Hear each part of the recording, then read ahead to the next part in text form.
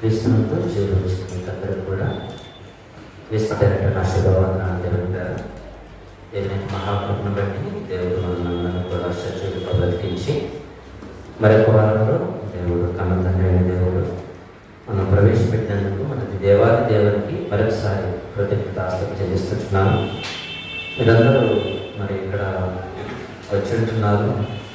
బహుశా మీ అందరూ కూడా మన అంతరాత్మలో ఒక ఆలోచన ఉండొచ్చు జరుగుతారు, ఎవరు లేరు. ఎందుకంటే అపవాది చాలా శక్తివంతుడు జరుగుతారు. ఎందుకు తెలిసిన ఏం చేయగలదు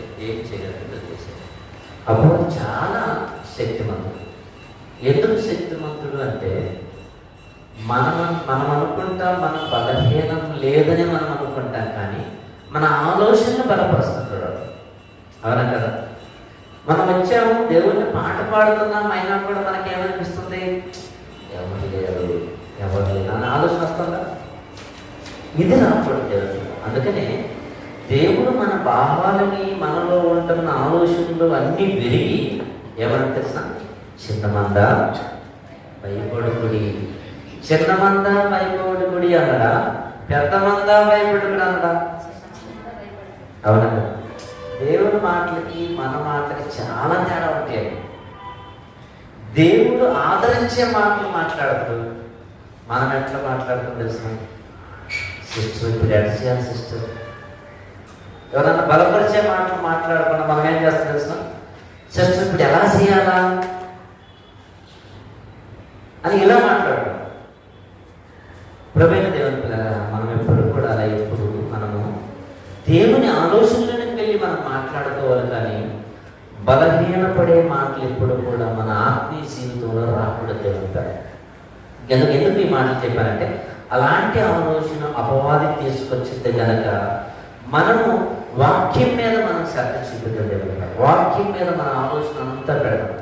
వాక్యం మీద ఎందుకు పెట్టాలి మన ఆలోచన అంటే, ఎందుకు ఇంట్రెస్ట్ రావటం లేదు మనకి అంటే, నిజంగా ఆ ఇంట్రెస్ట్ అయితే మనకు రావాలి జరుగుతారు. కొన్నిసార్లు కొన్ని మాటలు చదివినప్పుడు ఎంత ఆనందపడతామంటే భలే ఆనందపడతాం. వాక్యం భలే అర్థమైందండి, ఈరోజు చాలా బాగా అర్థమైందని ఆనందపడతారు మన హృదయంలో. అవునా కదా? ఈ ఆనందం మనలోనికి రావాలంటే ఆ రుచిని మనం తీసుకురావాలి. ఎగ్జాంపుల్ ఒక 2 రెఫరెన్స్ చూపించి వాక్య భావానికి వెళ్తుంది. ఎలా మనము వాక్యం మీద ఇంట్రెస్ట్ మనకి రావాలనో అనే భావంలోనికి ఆ మాట తీసుకొచ్చి నేను వాక్య భావానికి వెళ్తా. మత్తయి గారు రాసిన సువార్త 8వ అధ్యాయము, మత్తయి సువార్త 8వ అధ్యాయము ఎగ్జాంపుల్ మనం చూస్తున్నామండి. వాక్యం మనం ఎలా ఇంట్రెస్ట్గా మనము చదవగలుగుతామో అనే ఆ భావంలోనికి మనం వెళ్ళి ఆలోచిద్దాం. మత్తయి సువార్త 8వ అధ్యాయము 8వ వచనం. ఆయన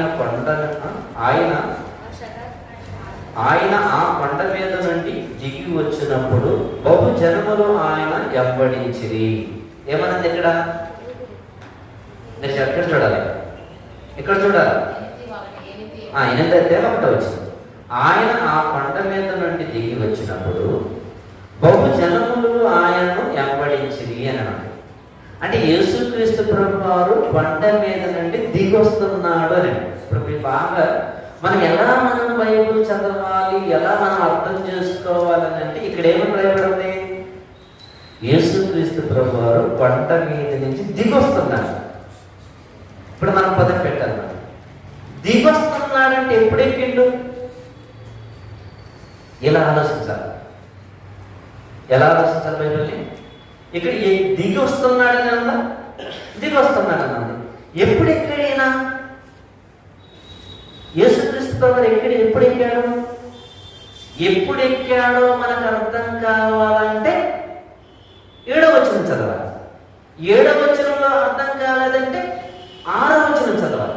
6వ వచనం అర్థం కాలేదంటే 5వ వచనం చదవాలి. 5వ వచనం 1వ అధ్యాయం చదవండి. ఇప్పుడు 5వ అధ్యాయం 1వ వచనం చదవండి. 5వ అధ్యాయం 1వ వచనం. 5వ అధ్యాయం 1వ వచనం. ఆయన ఆ జనసమూహమును చూసి కొండ ఎక్కి, ఇక్కడ కావచ్చు ఎప్పుడు ఎక్కాడు? 5వ అధ్యాయంలో ఎక్కాడు దేవుడు. 5వ అధ్యాయంలో ఎక్కి 8వ అధ్యాయం వరకు ఏం జరిగింది? ఇవన్నీ మనకు అర్థం కావాలంటే ఇలా రావాలి. అర్థమైందా? అంటే వాక్యం మీద మనకు ఇంట్రెస్ట్ రావాలంటే ఇలా మనము ఆలోచించాలి కనుక, ఇలా మనం ఆలోచించాలి కనుక మరి ఈరోజు కూడా ఒక సందేహాన్ని మనం తెలుసుకున్న దేవునిలాగా, సంఘంలో ఎన్నో విషయాలు జరుగుతుంటాయి దేవునిలాగా. ఇక్కడ మీరు అబ్జర్వ్ చేయాలి, సంఘములో ఎన్నో విషయాలు మనకు జరుగుతుంటున్నప్పుడు సంఘములో ఎన్నో లోటుపాట్లు ఉంటాయి. అవునా కదా? సంఘం అనగా దేవుడు దేంతో పోల్చింది తెలిసిన? దేంతో పోల్చిండు? ఒక కుటుంబాలతో పోల్చాడు దేవునిగా. దేంతో పోల్చాడు? ఎవరు కూడా అర్థం చేయలేదంటే పిల్లలు మొదలయ్యాలంటే వాక్యం మీద. సంఘాన్ని దేనితో పోల్చాడంటే ఒక కుటుంబంతో పోల్చాడు దేవుడు. కుటుంబం ఎలా ఉంటుంది? కుటుంబం ఎలా ఉంటుంది? ఒకరోజు కష్టంగా ఉంటుంది, ఒకరోజు నవ్వు ఉంటుంది, ఒకరోజు గొడవలు ఉంటాయి, మరొక రోజు సమాధానకర్తంగా ఉంటుంది. అవునా కదా? కుటుంబంలో ఎన్ని కూడా మనకు తెలిసేది. అలాగే సంఘములో కూడా ఇవన్నీ కూడా ఉంటాయి అని పౌలు గారు చెప్తున్న దేవుడు. ఈరోజు మనం తెలుసుకునే అంశం పేరు సంఘములో ఎన్నో సమస్యలు ఉన్నా దానిని ఎలా మనము పరీక్షించుకోవాలి. సంఘంలో ఎన్నో సమస్యలు ఉన్నా దాన్ని ఎలా మనం పరీక్షించుకోవాలి అని మనం తెలుసుకున్న దేవుడు గారు. నిజంగా మనకు పౌలు గారు ఎన్నో పత్రికలు రాశారు దేవుడు గారు. పౌలు గారు ఇంచుమించు 14 పత్రికలు రాశారు. ఎన్ని? 14 పత్రికలు. ఈ 14 పత్రికలు రాసేటప్పుడు నిజంగా ఆయన సంఘాన్ని గురించి రాస్తూ ఒక సంఘము ఎలా ఉంటుందో ఏంటి అని రాస్తుంటుందో చూడగలిగితే కొరింథీయులు రాసిన మొదటి పత్రిక 1వ అధ్యాయము 10వ వచనం. కొరింథీయులు రాసిన మొదటి పత్రిక 1వ అధ్యాయము 10వ వచనం. సహోదరులారా, మీరందరూ ఏకభావముతో మాట్లాడవలననియు మీలో కక్షలు లేక. ఏమంటున్నాడు? మీలో కక్షలు లేక అంటున్నాడు దేవుడు. కక్షలు ఉన్నాయని చెబుతున్నాడా లేక ఉండమంటున్నా? మీరు చెప్పాలి. మీరు చెప్తే కానీ నెమ్మది పడాలి. 1 కొరింథీ chapter 1 verse 10 చదివేదండి. సహోదరులారా, మీరందరూ ఏకభావముతో మాట్లాడవలనని మీలో కక్షలు లేక అంటాడు. లేక అంటే ఉన్నాయనే, అదే కదా. సంఘములో ఎన్నో ఉంటున్నాయని పరిశుద్ధాత్మ ద్వారా రాయిస్తున్నాడు పౌలు గారి చేత. అంటే సంఘములో ఏమున్నాయంట? కక్షలున్నాయి. ఇంకా అదే 1వ అధ్యాయం 11వ వచనం చదవండి. 1వ అధ్యాయం 11వ వచనం. నా సహోదరులారా, మీలో కలహములు కలవని మిమ్మును గూర్చి క్లోయే ఇంటి వారి వలన నాకు తెలియవచ్చును. ఏమంటున్నాడు? కలహాలు మీలో ఉన్నాయని నాకు తెలియవచ్చును. నిజంగా మీరు ఆలోచిస్తే ఒక దైవ సేవకుడు అండి పౌలు గారు దైవ సేవకుడు. పౌలు గారు దైవ సేవకుడు అయినప్పుడు ఆయన ప్రతి ఇంటిని దర్శిస్తుంటున్నమాట. ప్రతి ఇంటిని దర్శిస్తున్నప్పుడు వారు చెప్పిన యొక్క మాటలను బట్టి ఏమంటున్నాడు ఇక్కడ? ఇప్పుడు చదవండి. ఇప్పుడు మీకు అర్థమయ్యేదానికి మన దైవ సేవకులు కూడా ఉంటారు. మన దైవ సేవకులు కూడా ప్రతి దైవ సేవకులు కూడా ప్రతి గృహాన్ని దర్శిస్తున్నమాట. అంటే ప్రార్థన చేసే కోసం. అలా ప్రార్థన చేసేకి వచ్చేటప్పుడు వారి దగ్గర ఉంటున్న విశ్వాసులు కొందరు ఏం చెప్పారంట? ఇలా సంఘములో కక్షలు ఉన్నాయి అని చెప్తున్న దేవుడు గారు. ఇప్పుడు చదవాలి 11వ వచనం. మా సహోదరులారా, మీలో కలహములు కలవని మిమ్మల్ని గూర్చి క్లోయే ఇంటి వారి వలన నాకు తెలియవచ్చును. అప్పుడు మనం కూడా అనుకుంటాం అన్నమాట, అయ్యా ఇదయ్యా, అయ్యా అదయ్యా. 10 సంఘాలు దేవుడు. ఇక్కడ పౌలు గారు కూడా వెళ్ళిన దాన్ని బట్టి సంఘంలో ఏమున్నాయని తెలుసుకుంటున్నాడు. ఎవరి సంఘము ఎలా ఉందని తెలవాలంటే సంఘ కాపురి ప్రతి గృహాలను దర్శిస్తే వాళ్ళ వ్యక్తిగత జీవితాలన్నీ కూడా అప్పుడు చెప్పేస్తాడు. మీకు అర్థమైంది? ఇక్కడ కూడా పౌలు గారు ఏం చేస్తున్నాడు? ప్రతి గృహాన్ని దర్శించినప్పుడు ఆ గృహంలో ఉంటున్న వారు పౌలు గారికి ఏం చెప్తున్నారంట? సంఘములో కక్షను కలిగి ఉన్నారయ్యా. వాళ్ళు వస్తున్నారు, ఎదురుతున్నారు, కానుకేస్తున్నారు. అయితే వాళ్ళు ఏముంది? కక్షలు ఉన్నాయి అంటున్నది. వెళ్తారా? అదే 3వ అధ్యాయము, అదే కొరింథీయులకు రాసిన పత్రిక 3వ అధ్యాయం 3వ వచనం చదవండి.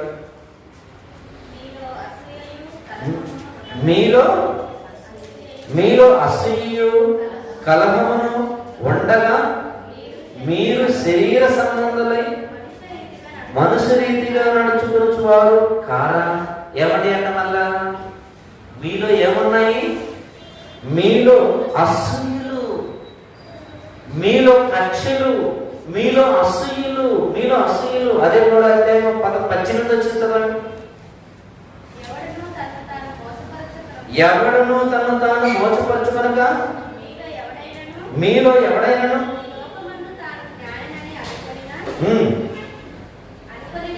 అనుకుని జ్ఞాని అన్నట్లు ఎర్రివాడు కావాలి. ఏమనుకుంటున్నారంట? నేను జ్ఞానిని అనుకుంటున్నారంట. వాళ్ళు ఏమేమి ఉన్నాయంటే కక్షలున్నాయి, ప్రేమ లేదు, ఆ తర్వాత జ్ఞాని అనుకుంటున్నారంట. దేవుడు జ్ఞానులు అనుకుంటున్నారని దేవుడు 5వ అధ్యాయం 1వ వచనం. అదే కొరింథీయులకు రాసిన పత్రిక 5వ అధ్యాయం 1వ వచనం. మీలో జారత్వం ఉన్నదని వదంతి కలదు. ఏమన్నా కలలో? మీలో జారత్వం ఉందని వదంతి కలదు. జారత్వం ఉందంటే దేవుని పేరు. ఎన్ని మాటలు? అదే మీలో ఒకడు తన తండ్రి భార్యను ఉంచుకున్నవాడంట. అట్టి జారత్వము అన్ని జనులైనను జరగదు. ఎలా ఉందంటే ఈ సంఘంలో, కొరింథీ సంఘంలో ఉంటున్న యొక్క ప్రజలు ఎలా ఉన్నారంట? ఒకటి ప్రేమ లేని వారుగా ఉంటున్నారు, రెండోది కక్షలు కలిగిన వారుగా ఉంటున్నారు, మూడోది భేదాలు కలిగిన వారుగా ఉంటున్నారు, ఇంకా వాళ్ళలో మేము జ్ఞానము అని కలిగిన వారు ఉంటున్నారట. ఇంకా విచారంతో నిండుకున్న వారుగా ఉంటున్నారు తెలుస్తా. ఇంకా చూడగలిగితే ఇంకా 6వ అధ్యాయం 1వ వచనం. 6వ అధ్యాయం 1వ వచనం. అదే కొరింథీయులకు రాసిన పత్రిక 6వ అధ్యాయం 1వ వచనం. మీలో ఒకరికి మరి ఒకరి మీద యాజ్యమాడినప్పుడు ఏమన్నంట? మీలో ఒకరికి ఒకరి మీద యాజ్యము. ఈరోజు సంఘాలు ఎలా ఉంటుంది చెప్పండి? మన పత్తిగా మనం ఉంటాం దేవుడు, కానీ మన అంతరంగ హృదయంలో ఏమంటుంది? యాజ్యం. ఆనాడు కొరింథీ సంఘానిలో ఉంటున్న వారు కూడా ఎలా ఉంటున్నారంట? సంఘానికి వస్తున్నారు, సంఘానికి వెళ్ళిపోతున్నారు, వాళ్ళకి తల వచ్చింది, దేవుడికి ఇస్తున్నారు. అయితే వారిలో ఏముంటుంది? ఇవన్నీ కూడా ఉంటుండే దేవుడు, ఎన్ని కూడా ఉంటుండే దేవుడు. అదే 11వ అధ్యాయం, అదే కొరింథీయులకు రాసిన పత్రిక 11వ అధ్యాయం 18 వచ్చింది చూడండి. ఇంకా ఏమంటున్నాడు? ఇంకా వారిలో ఏమన్నాయి? మొదటి సంగతి ఏమనగా మీరు సంఘమందు కూడి ఉన్నప్పుడు మీలో కక్షలు కలవని నిలుచున్నాను. ఏమంటున్నా తెలుసా? ఇది బయట కాదు. మీరు బాగా అబ్జర్వ్ చేయాలి. ఇది బయట కాదు. ఎక్కడ? సంఘములో నివసిస్తున్నప్పుడు కూడా మీలో ఏమున్నాయని కానొస్తుందో నాకు? కక్షలు. ఎలాంటి కక్షలు? ముందు చదువుకున్నవన్నీ కూడా దేవుని పేరు. అవునా కదా? నిజంగా చెప్పండి, మనం శత్రువు వస్తే మనము వందనాలు చెప్పగలుగుతామని చెప్పండి. దేవుని పేరు వందనాలు చెప్పగలుగుతాం? చెప్పండి. నిజంగా కొరింథీ సంఘానికి ఎందుకు మొదటి పత్రికలు ఎందుకు రాస్తున్నాడని అంటే వాళ్ళ పరిస్థితి బాగలేదు. వాళ్ళ పరిస్థితి బాగలేదు. వాళ్ళు ఎలా ఉంటున్నారు? వస్తున్నారు, సంఘానికి వస్తున్నారు, సంఘంలో పాలుభాగస్తులు అవుతున్నారు, అన్నీ చేస్తున్నారు, కానీ వారి హృదయాలలో ఏమి లేదంట, ఎన్ని లేవంటది. ఇంకా చూడగలిగితే 14వ అధ్యాయం 26వ వచనం చూడండి. ఇంకా చూడగలిగితే 14వ అధ్యాయం 26వ వచనం.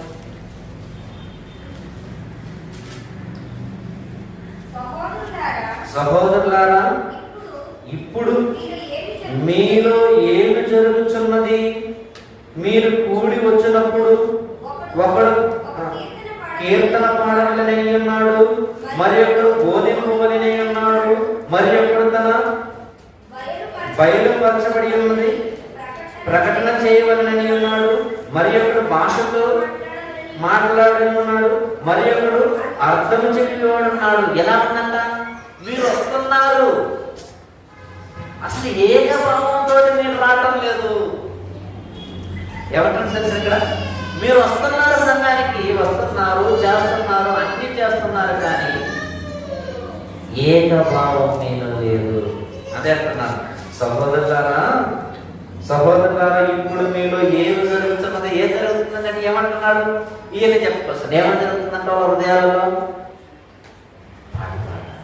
ఇది చెయ్యాలి, అది చెయ్యాలి, ఇలా అనుకుంటున్నాను, కానీ స్వభావం అయితే బాగుండాలని స్వభావం బాగలేదు, వ్యక్తిగత జీవితం బాగలేదు. అయితే ఎలా ఏం చేస్తుందంట?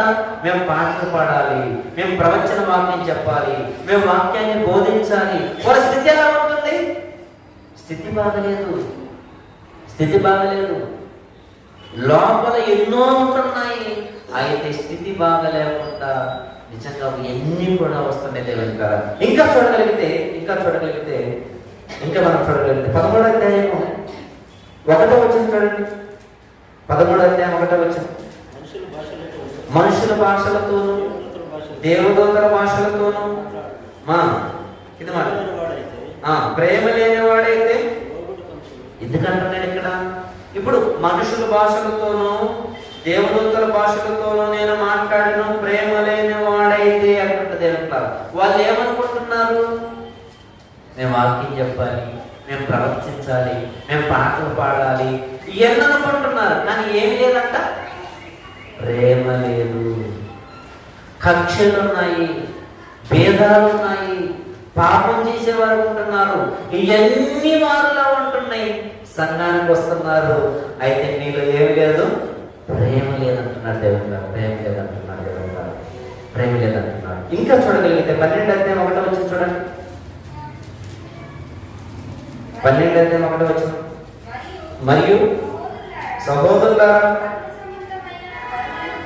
ఆత్మ సంబంధమైన వరమును గూర్చి మీకు తెలియట నాకు ఇష్టం లేదు. మీరు ఎలా ఆలోచిస్తున్నారంటే ఆత్మ సంబంధాలుగా మీరు ఆలోచించడం లేదు.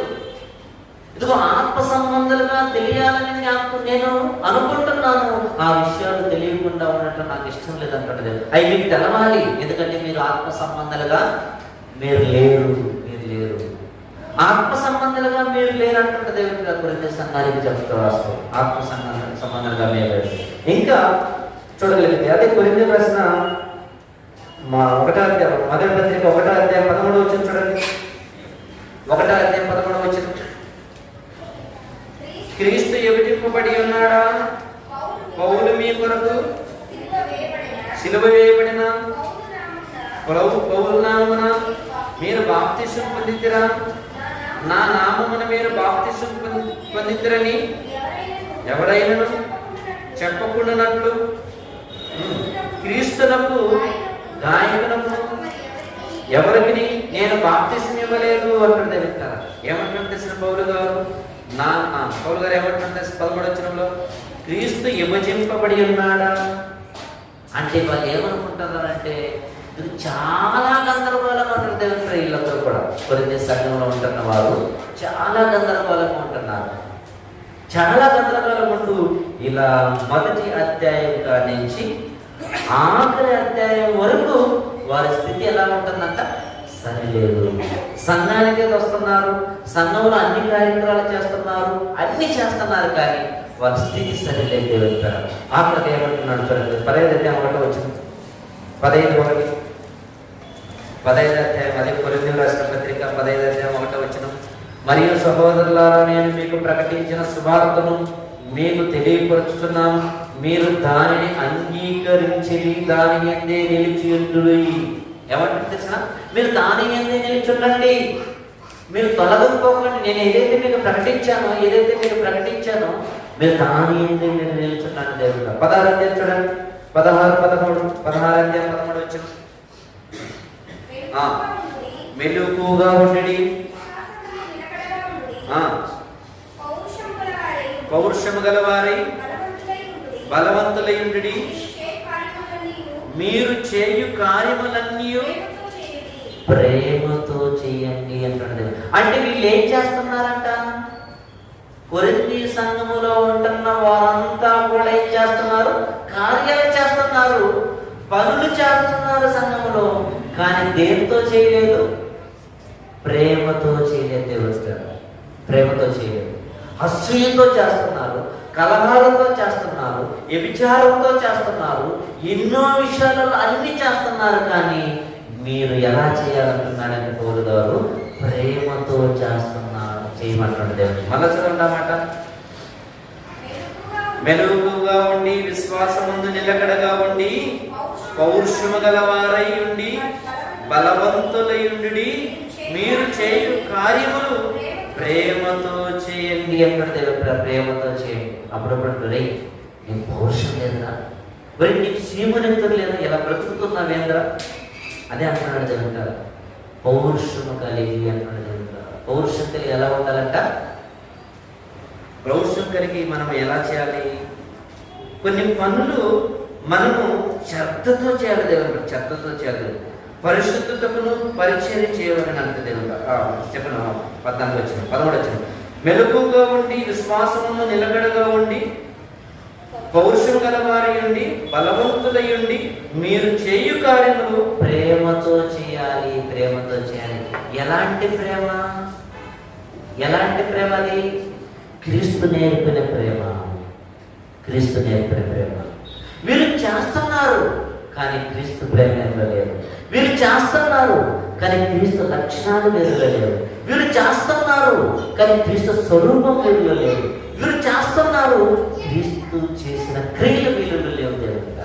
అందుకు కొరింథీ సంఘం మొదటి పత్రిక మొత్తము వీళ్ళని ఏం రాస్తారంటే వీళ్ళని హెచ్చరిస్తూ రాస్తారు దేవుడు. వీళ్ళని ఎలా రాస్తారు? హెచ్చరిస్తూ రాస్తారు అన్నమాట. హెచ్చరిస్తూ రాస్తున్న తరంలో అవి మీరు ఎలా ఉండాలంటే ప్రేమతో మీ కార్యాలు ఉండాలి. ప్రేమతో మీ కార్యాలు ఉండాలి. ప్రేమతో లేవనే కదా మాట, ప్రేమతో లేవనే.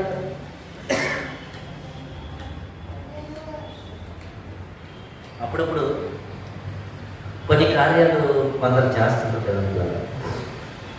కొన్ని కార్యాలు కొందరు చేస్తున్నప్పుడు ఇతరులకు నచ్చేటట్టు మనం ఎప్పుడు చేయకూడదు.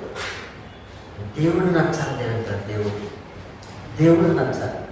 అరే వాడికన్నా బాగా చేయాలరా అని ఇలా అనుకొని చేసావు అనుకో, మళ్ళీ ఏముంది? ప్రేమతో చేయలేదు, నువ్వు కక్షతో చేస్తున్నావు. వాడికన్నా ఎక్కువ చేయాలరా, మనం ఇంకా ఎక్కువ చేయాలని మనం ఎలా అనుకుంటున్నాం అనుకో, అది దేంతో చేస్తున్నట్టు? రోషంతో చేస్తున్నట్టు కదా. వాడికన్నా అంటే దేవుని క్రియలతో, ప్రేమతో కాదు, ఇది ప్రేమతో కాదు, అసూయతో చేస్తున్నాం. ఇక్కడ మొదటి కొరింథీ పత్రికలో వారికి చెబుతూ రాస్తాడు దేవుని గారు. అయితే ఆ ప్రేమతో ఎలా చేస్తాడో పౌలు గారు ఎబ్రీలు రాసిన పత్రిక వచ్చిన తర్వాత ఒక మాట రాస్తున్న దేవుని గారు. ఆ ప్రేమ ఎలా ఉండాలో అని రాస్తూ ఎబ్రీలు రాసిన పత్రిక 11వ అధ్యాయం 6వ వచనం మనం చూడగలిగితే, ఎబ్రీలు రాసిన పత్రిక 11వ అధ్యాయం 6వ వచనం మనకందరికీ తెలిసిన మాట. విశ్వాసము లేకుండా దేవునికి ఇష్టడయుట అసాధ్యము. వీరందరూ కూడా విశ్వాసంతో చేయలేదు. కొరింథీ సంఘంలో ఉంటున్న వారు ఏం చేశారు? వాళ్ళందరూ కక్షతో చేస్తున్నారు, ప్రేమ లేకుండా చేస్తున్నారు. కానీ ఆ విశ్వాసం లేకుండా ఉండుట దేవునికి ఏం కాదట? విశ్వాసులుగా లేక దేవునికి ఇష్టలుగా ఉండుట అసాధ్యము. అసాధ్యం అంటాడు దేవుడు.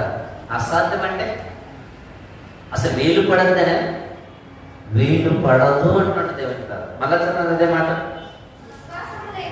విశ్వాసం లేకుండా దేవునికి ఇష్టడుగా ఉండుట అసాధ్యము. అసాధ్యం అంటాడు దేవుడు. కింద మాట, దేవుని యొద్దకు వచ్చువాడు ఆయన ఉన్నాడని తన్ను వెతుకువానికి ఫలము దయచేయవానికి నమ్మవలెను కదా. ఇదిగో మనం దేని వరకు వస్తున్నాము? విశ్వసించి వస్తున్నాము.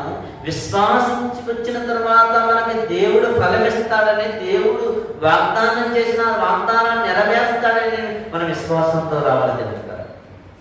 ఆ విశ్వాసం ఎలా ఉండాలంటే, అందుకని పేతురు గారు రాసిన రెండవ పత్రిక, పేతురు గారు రాసిన రెండవ పత్రిక 1వ అధ్యాయం 5వ వచనం. పేతురు గారు రాసిన 2 Peter chapter 1 verses 5. ఆ హేతువు చేతనే మీ మటుకు మీరు ఏం చెప్తున్నా తెలిసిన, ఇదిగో వారిలా మీరు ఉండకాకండి, వారిలా మీరు ఉండకాకండి. 2వ పేతురు అండి, వారిలా మీరు ఉండకాకండి, పూర్వ వివేకము చేతను మీ విశ్వాసమునందు సద్గుణమును, సద్గుణమునందు జ్ఞానమును, జ్ఞానమునందు ఆశానిగ్రహమును, ఆశానిగ్రహమునందు సహనమును, సహనమునందు భక్తిని, భక్తి యందు సహోదరుల ప్రేమ అని, ప్రేమను సహోదరుల ప్రేమ యందు దయను అమర్చుకునుడి అంటున్నాడు దేవుని. ఏమేం చూసుకోమంటున్నాడు ఇక్కడ? 5 విషయాలు రాశాడు దేవుని. 5 విషయాలు. ఏమేమి 5 విషయాలు? ఈ కొరింథీ సంఘములో ఉంటున్న వారికి ఉంటున్న లక్షణాలు మనలో ఒకవేళ ఉంటే ఇలా మార్చుకోమంటాడు. ఎలా మార్చుకోమంటాడు? ఇప్పుడు చదవాలి. ఇప్పుడు చదవాలి. ఆ హేతువు చేతనే మీ మటుకు మీరు పూర్ణ జాగ్రత్త గలవారై మీ విశ్వాసమందు సద్గుణమును, సద్గుణమునందు జ్ఞానమును, జ్ఞానమునందు ఆశానిగ్రహమును, ఆశానిగ్రహమునందు సహనమును, సహనమునందు భక్తిని, భక్తి యందు సహోదరుల ప్రేమను, సహోదర ప్రేమయందు దయను అమర్చుకునుడి. అమర్చుకునుడి అంటున్నాడు దేవుని గారు. ఇన్ని క్వాలిటీస్ మనకు కలగాలి దేవుని గారు. ఇలా ఉన్నా భక్తి ఉందా? సహనం ఉందా? సహనం అంటున్నాడు. సహోదరుల ప్రేమ యందు మనం ఏమై ఉండాలంట? అమర్చుకోవాలంట. అమర్చుకోవాలంట దేవుని గారు. ఇలా మనం అమర్చుకుంటున్నామా? ఏమంటే మనం అనుకుంటున్నాం యేసుక్రీస్తు ప్రభువారిని మేము ధరించుకున్నామంటే, యేసుక్రీస్తులా మనం బ్రతకాలండి అంటే మనం ఏమనుకుంటున్నామంటే ఇతరులకి మనం నచ్చాలనుకుంటాం, కానీ దేవుని పక్కన పెడుతుంది దేవుని గారు. అవునా కదా? మనం ఎలా ఉంటాం? ఇతరులకు నచ్చేదానికి చాలా కార్యాలు చేస్తున్నాం. అవునా కదా? ఇతరులకు నచ్చేదానికి వారి దగ్గర చాలా చక్కగా ఉంటాము, కానీ సృష్టించిన సృష్టికర్త దగ్గర మనం ఎలా ఉండాలి? ఆయన చెప్తారు, మీరు ఇలా ఉండండి, మీరు ఇలా నేర్చుకోండి, భక్తిగా ఉండండి, సహనం కలిగి ఉండండి, సహోదరుల ప్రేమ మీ యందు ఇమిడి ఉండేదానికి మీరు ఏం చేయమంటున్నాడు? అది నేర్చుకోండి అంటున్నది దేవుడు. ఏమైనా నేర్చుకోమంటున్నా? ఆయన నేర్పించింది యేసుక్రీస్తు ప్రభువారు నేర్పించడం లేదా? మీకు మాదిరి చూపించి నేను వెళుతున్నాను అన్నాడు దేవుడు. అంటే మీకు మాదిరి చూపించి నేను వెళుతున్నాను అంటే ఆయన యొక్క క్యారెక్టర్ మనలోనికి రావాలంటే కదా. ఆయన క్యారెక్టర్ మనలోనికి రావాలంటే ఇన్ని క్వాలిటీస్ కలిగి ఉండాలి దేవుడు. ఎంత బాగా రాశారు తెలిసిన పేదరు గారు, ఎంత బాగా రాశారంటే చాలా పోలషంగా రాశారు. ఆ ఏతుగా ఏ ఏతువు చేత క్రీస్తు చేశాడు చూడండి, ఆ ఏతువు చేత, ఆ ప్రేమ చేత, ఆ పై మాటన్ని మనం చదువుకుంటూ పోతే ఏం చెప్తుంది దేవుడు? ఆ ఏతువు చేత మీ మటుకు మీరు జాగ్రత్త గలవారై అంటారు. ఏ విషయంలో జాగ్రత్త? దేవుని విషయంలో చాలా జాగ్రత్త కలిగే దేవుడు. మనం ఏ విషయంలో జాగ్రత్త కలిగి తెలుసు? బట్టలు కొనే విషయంలో జాగ్రత్త, బిల్లు తీసుకుంటే జాగ్రత్త. అవునా కదా? ఏ విషయంలో జాగ్రత్త ఉంటుంది చెప్పు?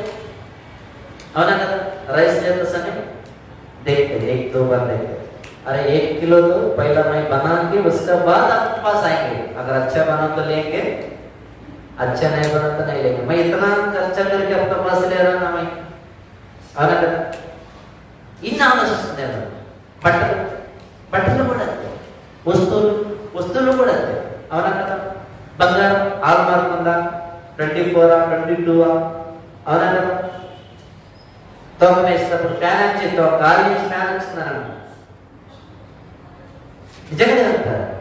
మన వస్తువుల పట్ల మనం తీసుకునే ఇంటి యొక్క వస్తువుల పట్ల ఎంత జాగ్రత్తగా ఉంటే దేవుడు ఏం చెప్తాడో తెలుసు ఇక్కడ, రే నీ వస్తువుల పట్ల కదరా, నీ వ్యక్తిగత జీవితం పట్ల కదరా, దేవుని పట్ల నువ్వు ఎలా ఉండాలంటే జాగ్రత్త అంటాడు దేవుడు. జాగ్రత్త, మీరు పూర్ణ జాగ్రత్త.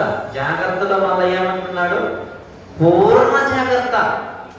అప్పుడప్పుడు రే జాగ్రత్త నాయన, జాగ్రత్త, మరీ జాగ్రత్త, మరీ జాగ్రత్త. ఇన్నిసార్లు చెప్పాలా? మన విశ్వాసము పెంచుకునేదానికి, మన విశ్వాసములో కొంచెం లోటు కుంటుతనం పడుతున్నదనే పౌరులు నిజంగా హెచ్చరిస్తూ ఆ సంఘానికి రాస్తూ వాళ్ళ స్థితి ఎలా ఉందంట? మన స్థితి అలా లేకపోయినా కొంచెం కుంటి పడుతుంది, అటు ఇటు ఉందో దేవుని పిల్లరా, ఇది మనం అబ్జర్వ్ చేసుకోవాలి. ఇంకా మనకి ఈ మాటలు మరలా వస్తున్నాయి అంటే మన స్థితి ఏం లేదు, నా స్థితి బాగలేదని దేవుని పిల్లరా. అందుకని మరీ జాగ్రత్తగా, పూర్ణ జాగ్రత్త గలవారి మీ విశ్వాసమును సద్గుణమందు జ్ఞానమును. సద్గుణం ప్లస్ జ్ఞానము. ఏ జ్ఞానము? క్రీస్తు జ్ఞానం మనం తెచ్చుకోగలుగుతారు. ఆ జ్ఞానమందు ఆశా నిగ్రహం కలిగి ఉండాలంటే తెలుగుతారు. ఎందుకు ఆశా నిగ్రహం కలిగి ఉండాలి? యేసుక్రీస్తు వచ్చానని ఏమన్నా ఆశా నిగ్రహం ఉందా? ఆలోచించండి. యేసుక్రీస్తు ప్రభువు నా కొరకు వస్తాడు, నా కొరకు త్వరగా వస్తానన్నాడు. ఆయన త్వరగా రాలేదండి. ఏమన్నా అర్థమైందా? సమాజం ఎలా ఉందంటే దేవుని కదా, త్వరగా వచ్చన్న మాటకి ఒక ఆమంట అర్థం చేసుకున్నానంట. ఒక ప్రసంగికుడు అంటే నాలాంటి ప్రసంగికుడు బైబిల్ ట్రైనింగ్ ప్రసంగించడానికి విన్నాడు దేవుని కదా. ప్రసంగించడానికి విన్నప్పుడు ఆయన ప్రసంగిస్తారు, పబ్లిక్ అందరూ చూసి. నిజంగానే స్పీకర్కి ఎలా ఉంటుందంటే పబ్లిక్ని చూసి చెప్పాలనిపిస్తుంది, పబ్లిక్ లేకపోతే ఏం చెప్పదు లేండి అనిపిస్తుంది. ప్రతి స్పీకర్ అంటే పబ్లిక్ ఉంటే ఏమనిపిస్తుంది? చెప్పాలి. అంటే స్పీకరే కాదు, పాడే వాళ్ళకు కూడా, మీకు కూడా అలాగే అనిపిస్తుంది. ఏం తెలుసు, ఎవరు రాలేదు కదా, ఇప్పుడు ఏమో అందరూ వచ్చిన తర్వాత పాడాలంటారు అనేది ఒక మీ ఎగ్జాంపుల్ మీకు అర్థమయ్యేదానికి. త్వరగా ఎందుకు ఆయన త్వరగా వస్తానని ఎలా అర్థం చేసుకుంటున్నాడు సమాజం. ఒక బైబిల్ ట్రైన్ ఆయన తీసుకుని వచ్చి నిజంగా దేవుడు మాటలు చెప్పాలని ప్రసంగానికి పిలిచారట. చాలా పెద్ద ప్రసంగం చేయాలనుకున్నాడు దేవుని ద్వారా. ఆ ప్రసంగం చేయాలనుకున్న ఆయన నిజంగా వెళ్ళి ఆ పబ్లిక్ చూసి ఏదైతే ప్రిపేర్ అయ్యిందో అది మర్చిపోయాడు. ఏదైతే ప్రిపేర్ అయ్యిందో అది మర్చిపోయాడండి. పబ్లిక్ చూసి అలా తిరగగానే అరే ఏం చెప్పాలి, నేను ప్రిఫరెన్స్ నేను రిఫరెన్స్ చూడలేదే అని మర్చిపోయిన ఆయన మరలా సరే ప్రకటన గ్రంథము తెరవండి అన్నాడంట. ప్రకటన గ్రంథం 22 అధ్యాయము 22 వచ్చిన మనం మాట చూస్తున్నాం అనుకున్నాడంట. ప్రకటన ఇదిగో నేను త్వరగా వచ్చేస్తున్నానంట. ఇదిగో నేను త్వరగా వచ్చి బైబిల్ చూసి మరలా సాయంత్రంగానే మళ్ళీ దీని మీద ఏ సబ్జెక్ట్ చెప్పాలో మర్చిపోతుందంట. మళ్ళా అదే అధ్యాయం 22 అధ్యాయము మళ్ళా కింది మాటలో కూడా మళ్ళా చదవన్నాడు. ఇదిగో నేను త్వరగా వస్తున్నానని మరలా చదివినట్టే ఇలా 2 సార్లు రాశాడు. ఇలా 2 సార్లు రాసినప్పుడు ఒక ఆమె మీద ఇలా భయపడుతూ మొదటిసారి ప్రసంగం కదా, అప్పుడప్పుడు మీరు పిల్లలు నిలబెట్టి చూడండి. ఫస్ట్ ప్రసంగం ఎట్లా ఇలా నలుపుకుంటూ ఇలా వణుకుతూ అలా కదా అదా ఇలా 2 సార్లు చెప్పాక ఈ భయపడిపోయి ఒక ముసలం మీద పడినట్టు దేవుడు. భయపడిపోయి ముసలం మీద పడినట్ట. ముసలం మీద పడిన తర్వాత అమ్మా నన్ను క్షమించమ్మా అని అంట. అయ్యా నేను తప్పు లేదా, నువ్వు 2 సార్లు చెప్పారయ్యా నేను త్వరగా వచ్చానని, త్వరగా నేనేం లేదా అయ్యా ఇక్కడ కూర్చున్నాను. అర్థమవుతుందా సమాజం ఎలా ఉన్నాయంటే దేవుని పట్ల ఎలా అర్థం చేసుకుంటున్నారో ఇలా అర్థం చేసుకుంటారు. దేవుని ఇలా అర్థం చేసుకుంటారు.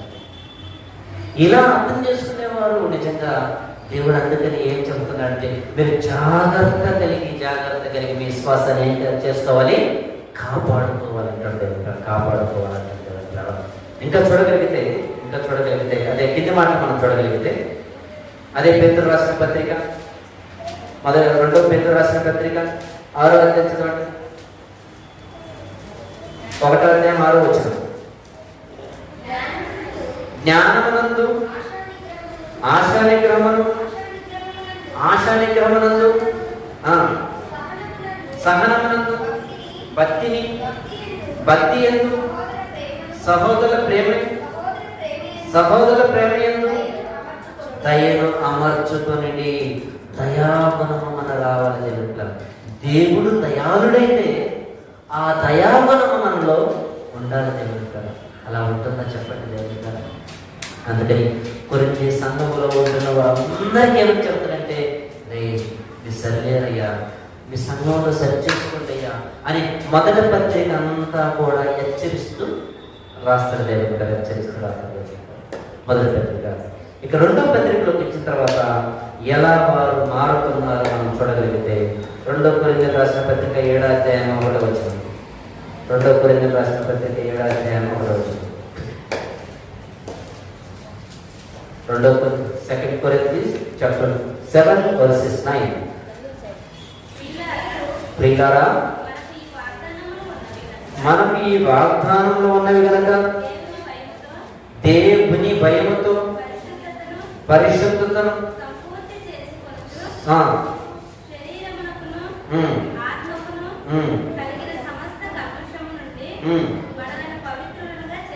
మనం పవిత్రులుగా చేసుకున్నాము అంటున్న దేవుడు.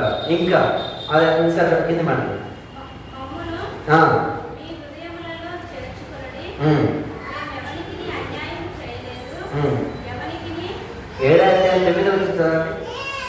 క్షమించండి.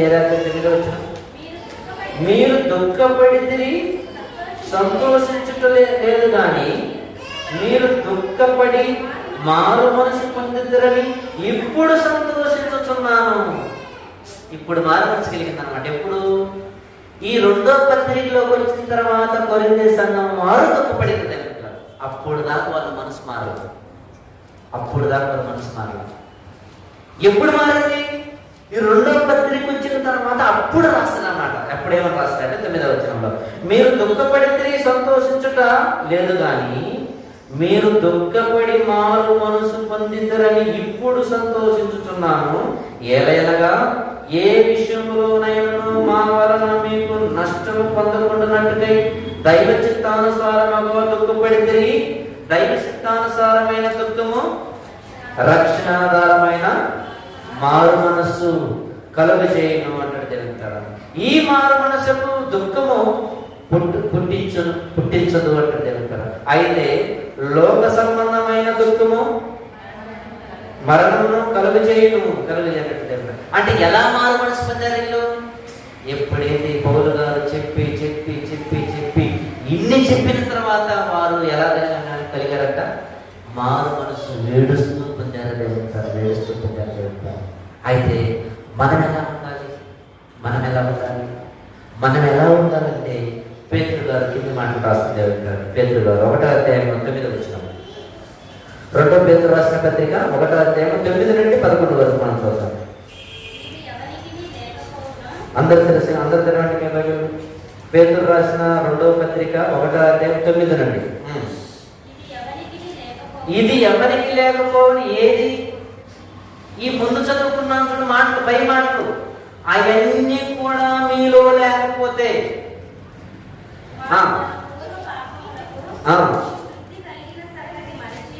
శుద్ధి కలిగిన సంగతి మరిచిపోయి దూరదృష్టి లేని వారు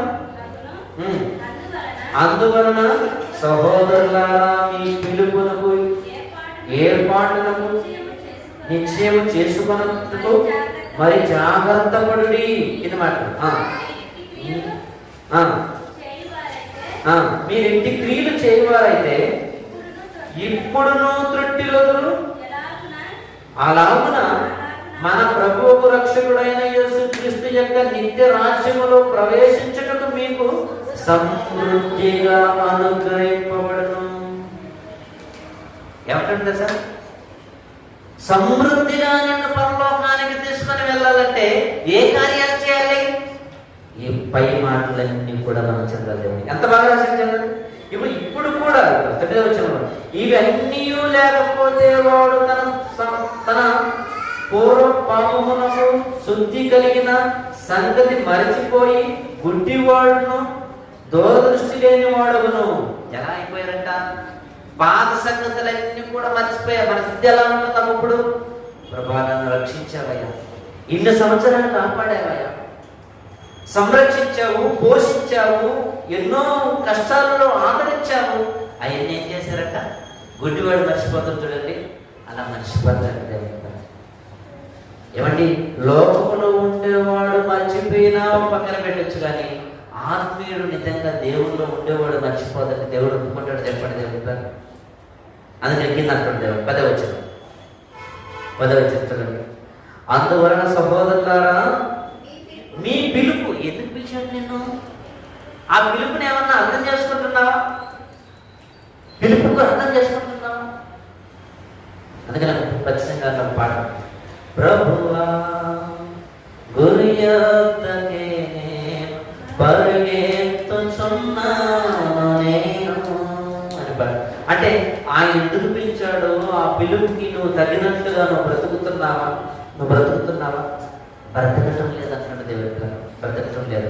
ఒకనాడు కొరింథీ సంఘం ఎలా ఉంటుందో ఈ రోజు భక్తులందరూ కూడా ఎలా ఉంటున్నారంట? అలాగే ఉంటున్నారు. వస్తున్నారు, వెళుతున్నారు, కానీ హృదయ శుద్ధి లేదు అన్నట్టు దేవుడు. ఆ హృదయ శుద్ధి చేసుకోవాలంటే ఈ క్వాలిటీ, 5 లక్షణాలు కలిగి ఉండాలి అన్నది పేదలు. అమర్చుకోవాలి. అంటే మనం తెచ్చుకోవాలి అంటారు. మనం తెచ్చుకోవాలి.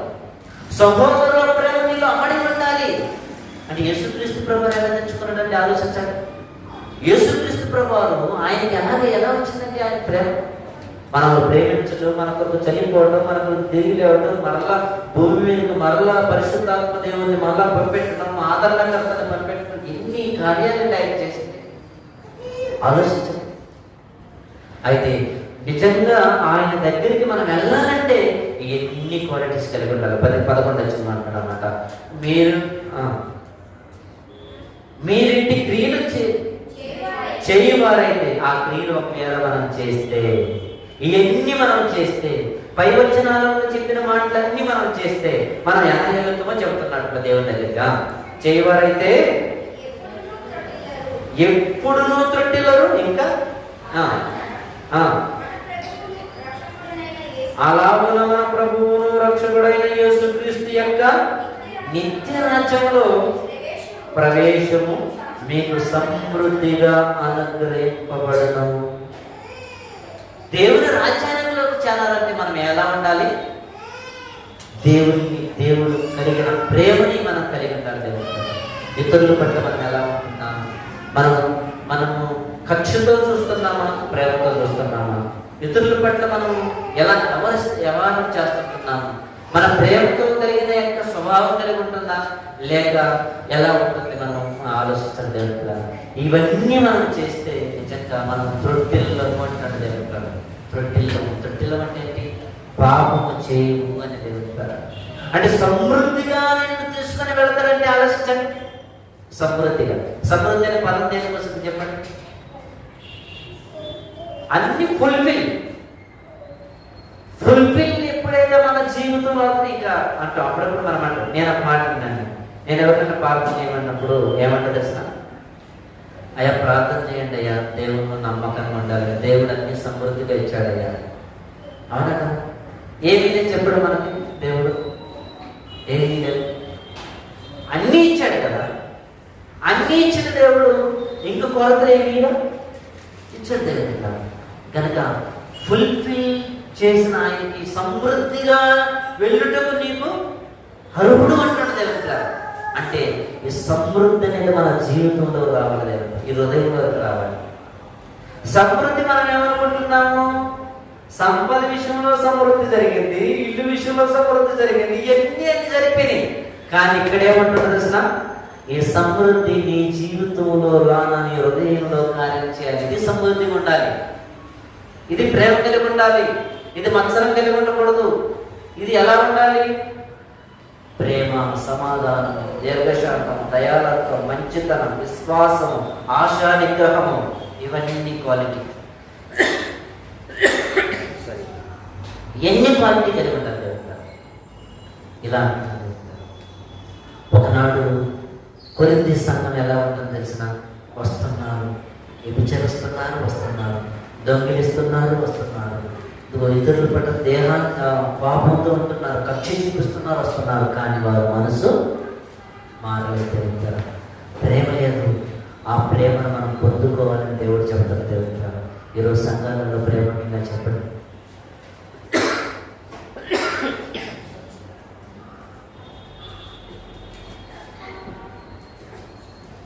సంఘాలలో ప్రేమ అంటే ఎందుకు మన కొన్ని మీటింగ్స్ పెట్టి రాలేకపోతున్నాం చెప్పండి. అవునా కదా? అవునా కదండి? వారు మీటింగ్ పెడితే మనం మీటింగ్ పెట్టి వారు రాదు. అవునా కదా? ఇలా ఎన్ని చోట్ల జరగట్లేదు. ఏం లేదు. క్రీస్తు విభజించబడ్డాడా? క్రీస్తు విభజించబడలేదే. క్రీస్తు నీ కొరకు ప్రాణం పెట్టాడు, నా కొరకు ప్రాణం పెట్టాడు. సమాజంలో ఉంటున్న వారందరి కొరకు ప్రాణం పెడితే మరలా అక్కడికి వెళ్ళకూడదండి, ఇక్కడికి వెళ్ళకూడదండి. ఎందుకంటే ఇలా ఎవరు మన అందరం చనిపోయిన తర్వాత పరలోకానికి వెళ్ళాలి కదండి. అవునా కదా? ఆలోచించండి. అందరూ కూడా దేవుడి దగ్గరికే వెళ్ళాలి కదా. అందరూ ఒకే సూర్యుని కదా తీసుకుంటున్నది, అందరూ ఒకే గాలిని కదా పీల్చుకుంటున్నది. మళ్ళీ బాగుంది వాళ్ళు ఎందుకంటే దేవుడి గారు ఆలోచించండి. అంటే సంఘములో అపవాదం ఏం చేసింది తెలిసిన, సంఘములో అనేక మందిని వేరు చేస్తున్న దేవుడి గారు. క్రీస్తు కలిగిన ప్రేమ లేదు, క్రీస్తు కలిగిన లక్షణాలు లేవు, క్రీస్తు సారూప్యములకు మార్చబడటం లేదని. అందుకని పౌలు గారు అన్నమాట ఆ మాట ఏంటి తెలిసిన, నాకు క్రీస్తు యొక్క స్వరూపు మీరు నాకు వచ్చేంత వరకు నేను ప్రసవ వేదన పడుతున్నాను అక్కడ దేవుడి గారు. ఆలోచించండి. సింపుల్ అండి. క్రీస్తులోకి మనం వెళ్ళాలంటే మనం ఈ లక్షణాలు కలిగి ఉండాలి. దేవుడి గారు పేతురు రాసిన మొదటి పత్రికలో 2వ పత్రికలో 1వ అధ్యాయం 5వ వచనంలో ఉంటున్న ఆ 5 లక్షణాలు మనం కలిగి ఉండాలి. ప్రేమ, ఓర్పు, సహనము, సహోదరుల ప్రేమ నీలో ఇమిడి ఉండాలంటాడు దేవుడి గారు. అవునా కదా? సహోదరుల ప్రేమ కలిగినట్టు ఎంత మనోహరం అన్నాడు దేవుడి గారు. ఉందా? లేదు దేవుడి గారు. అవునా కదా? కోపం మీద ఎంతమందిని కొడతారని చెప్పండి. ఏంట పాపం క్రీస్తు చేపించలేదు కనుక ఇలాంటి లక్షణాలు కలిగిన దేవుడు కనుక ఆఖరి మాట చూసుకున్నాం. ఆఖరి మాట మనం చూసుకుని వివరించుకున్నాం. దేవుడు అదే కొరింథీయులకు రాసిన మొదటి పత్రిక 11వ అధ్యాయము ఒక మంచి మాట చూడగలిగితే, కొరింథీయులకు రాసిన మొదటి పత్రిక 11వ అధ్యాయము 11వ అధ్యాయం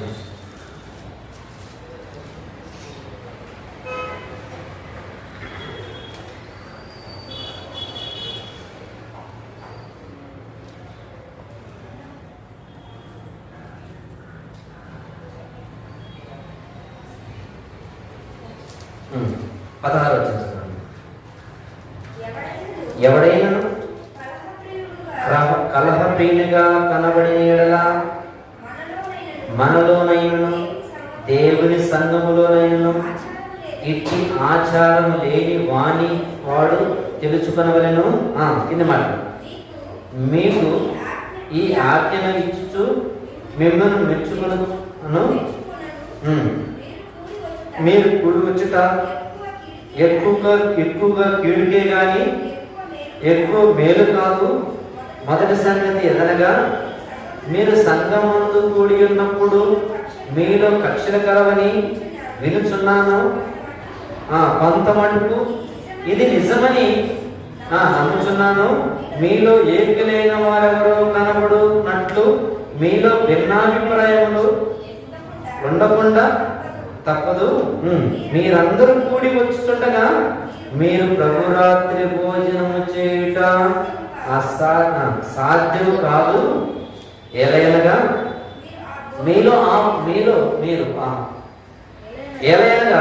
మీరు ఆ భోజనము చేయుచున్నప్పుడు ఒకని కంటే ఒకడు ముందుగా తన మటుకు తాను భోజనం చేయుచున్నాడు. ఇందువలన ఒకడు ఆకలుగును, మరి ఒకడు మత్తులగును. ఇదేమి అన్నపానములు పుచ్చుకొనుటకు మీకు ఇష్టం లేదా? దేవుని సంఘమును తిరస్కరించి పెద్దలను సిగ్గుపరచుదరా? మీలో ఏమి చెప్పుదను? దీనిని కూర్చి మెచ్చును, నేను మీకు అప్పగింపబడిన అంటారు. ఇవన్నీ చెబుతూ ఆ తర్వాత ప్రభు వల్ల కాడికి వచ్చిన తర్వాత మీలో కక్షలున్నాయి, మీలో భేదాలు ఉన్నాయి, మీలో కలహాలు ఉన్నాయి. మీరు కలహాలుండి భేదాలండి అభివృద్ధి చేసుకున్న తర్వాత ప్రభు రాత్రి భోజనంలో మీరు ఎలా చేయనేస్తారు? ఆ క్వాలిటీస్ దేవుని క్రియలు లేకుండా, దేవుని యొక్క భక్తి లేకుండా ఎన్నో చేస్తాం. మళ్ళా ప్రభు రాత్రి భోజనం వేస్తారు. ఇది తగదు కదా అంటాడు.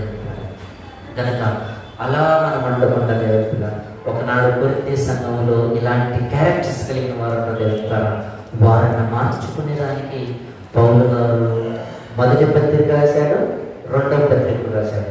మొదటి పత్రికలో వారు వినలేదు, రెండవ పత్రిక వచ్చిన తర్వాత వారు మారు మనసు పొందారు. జరుగుతారు వారు పొందిన మారు మనసు మనము కూడా ఎలా ఉండాలి అని పేతురు గారు మనకి రెండవ పత్రికలో రాస్తుంది. 1వ అధ్యాయము 5వ వచనం చదువుతున్న మాటలు ఈ లక్షణాలు మనకు కలిగి ఉండాలి. జరుగుతున్నారు కనుక మనం ఎలా ఉంటున్నాం? ప్రభా, ఒకవేళ నా సహోదరుని ప్రేమించలేకపోతున్నాము, ఒకవేళ నాలో తప్పిదమేమంటే నన్ను మన్నించండి అని మనం తీర్మానం చేసుకున్నాం దేవుడు. ఎందుకంటే ఈ యొక్క సంవత్సరం గడిచిపోతుంది, మరొక సంవత్సరం దేవుడు ఇవ్వబోతున్నాడు. దేవుడి ద్వారా ఆ యొక్క నూతనమైన సంవత్సరంలో నూతనంగా మనం బ్రతకాలి. దేవుడి ద్వారా నూతన స్వభావాలు మనం ధరించుకోవాలి. దేవుడి ద్వారా దినదినం మన యొక్క ఏం కావాలంటే, మన భక్తి ఏం కావాలంట? పెరగాలంటాడు దేవుడి ద్వారా. మీరు అనుభవ జ్ఞానంలోనికి రావాలంటాడు దేవుడి ద్వారా. అనుభవ జ్ఞానంలోనికి ఎప్పుడు అవసరం? అరే, ఈ యొక్క మరి మాట్లాడుతుందండి, ఈ యొక్క చాలా చేంజ్ అయిందండి, అవునా కదా? ఈ యొక్క చాలా చేంజ్ అయిందండి. అలా మనం మన గురించి మాట్లాడుకోవాలి దేవుడి ద్వారా. అలా మాట్లాడుకుంటున్నప్పుడు దేవుడు సంతోషిస్తూ ఉంటారు. అంటే కార్యశక్తి ఏం జరుగుతుంది మన హృదయాలలో? దేవుడు పనిచేస్తాడు దేవుడి ద్వారా. కనుక ఈ మాటలు మీకు అర్థమయ్యాన్ని భావిస్తూ ఇచ్చిన మాటలు ముగిస్తున్నాం. చిన్న ప్రార్థన చేసుకుందాం. కళ్ళ వచ్చినట్లయితే ప్రార్థన.